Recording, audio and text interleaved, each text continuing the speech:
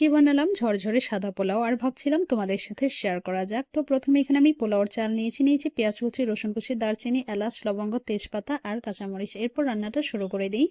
নিয়েছি পরিমাণ মতো তেল আর তার মধ্যে দিয়েছিলাম একটু ঘি। এরপর প্রথমে পেঁয়াজ আর রসুনটাকে একটু ভেজে তারপর এর মধ্যে দারচিনি, এলাচ, লবঙ্গ আর তেজপাতাটাও দিয়ে খুব সুন্দর করে ভেজে এরপর চালগুলো দিয়ে বেশ কিছুক্ষণ যাবত কষিয়ে নিচ্ছিলাম। তোমরা দেখতেই পাচ্ছ। তো তারপর এর মধ্যে দিয়ে দিলাম পরিমাণ মতো পানি। আমি 1 কাপ চাল নিয়েছি, তার জন্য 2 কাপ পানি দিয়েছি। তো তারপর এটাকে নেড়েচেড়ে খুব সুন্দরভাবে মিশিয়ে নিই। আর এর মধ্যে একটু গুঁড়া দুধ দিয়ে দিয়েছিলাম যাতে পোলাওটা দেখতে সাদা হয়। এরপর দিয়ে দিলাম কিছু কেটে রাখা কাঁচামরিচ। তারপর এর মধ্যে পরিমাণ মতো একটু লবণ দিয়ে দিব।